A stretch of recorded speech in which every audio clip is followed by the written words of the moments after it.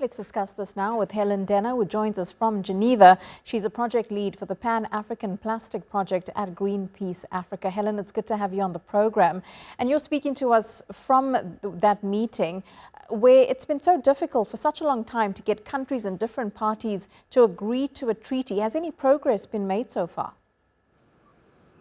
So we've seen in previous negotiations that, we have countries pulling in different directions. So there are those who really want this treaty to be, a very strong treaty that will be able to curb plastic production. But then we have the opposite side of the negotiation where countries are looking at really having a waste management treaty. So they want a treaty that will only look at, the downstream measures, looking at just how we manage the waste. But we are not able to manage the waste, it will not be able to curb plastic production. And that is why we are at the sixth meeting at the moment. And even now, we still do not have any agreement. But we are hoping that out of Geneva, we'll be able to come out with a treaty, not just a treaty, but one that will be fit for purpose and one that will end, plastic pollution.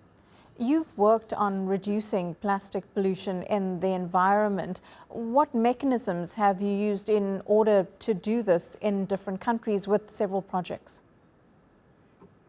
So we have projects in different countries, but these projects have been focusing on, communities, policy-driven projects. So if I start on policy, we're really looking at ensuring that governments across Africa have the right regulations. And when we speak about regulations, Africa really has been at the forefront when it comes to the fight against plastic pollution. We're talking about, 34 out of 54 member states or countries in Africa having some form of regulations.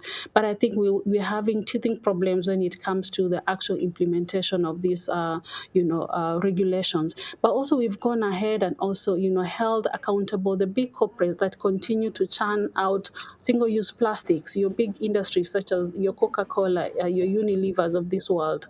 And lastly, we've also worked with communities, just encouraging them, to embrace other alternatives such as the refill and reuse models. So it's a multi-pronged approach that we have been using.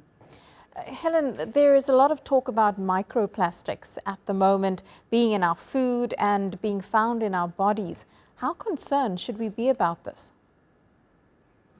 We should be very concerned about microplastics because one, research has shown that there is microplastics in the water that we drink, in our blood system, even in the placentas and in newborn babies. And microplastics, as a disintegrate of plastics, are very toxic. We know that plastics are there's about 16,000 chemicals that are used to make plastics, and out of these 16,000, about 4,000 have been shown to be toxic. So with microplastics being everywhere, we're talking about human beings, animals ingesting a lot of toxins, and research is still, ongoing, but there's also already evidence of, diseases that have been linked to, ingesting or having microplastics. So we're not talking about just an environmental crisis here. We're talking also about a health crisis that is unfolding right before our eyes.